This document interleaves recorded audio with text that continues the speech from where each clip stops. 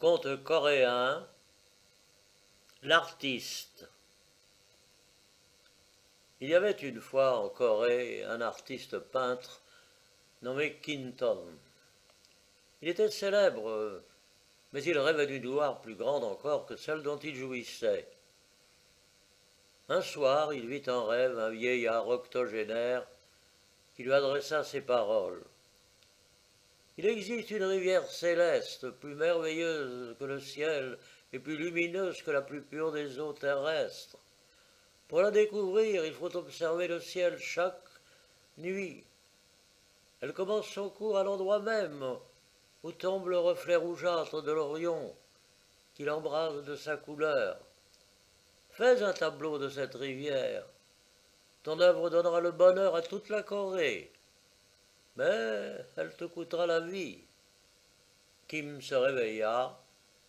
Il attendit avec impatience la venue de la nuit et regarda le ciel. Tout d'abord, il ne put rien distinguer. Tantôt le ciel était d'un bleu sombre et ne pâlissait qu'autour des étoiles, grosses comme des gouttes de rosée, et tantôt, là, une lune brillait,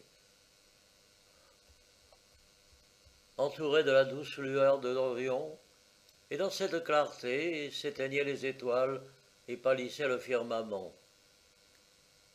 Enfin, après un long examen, Kim réussit à distinguer d'autres parties du ciel qui semblaient endurer comme des flots.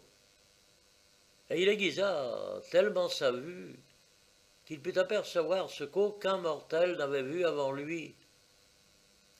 Ceux qui le voyaient ainsi, perdu dans sa contemplation, prétendaient que son âme s'était évadée de son corps pour se perdre dans les profondeurs de l'éther.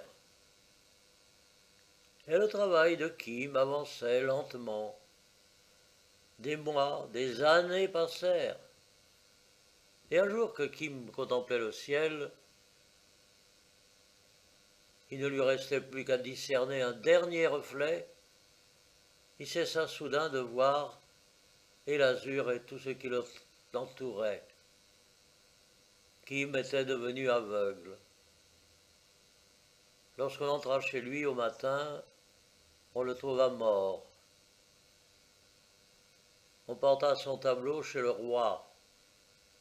Celui-ci fit appeler les savants et demanda « Qu'est-ce que tout cela signifie ?» Les savants, après une longue discussion, répondirent « Cela ne signifie rien » et le tableau fut relégué dans les archives. Mais un sage chinois vint dire à l'empereur de Chine «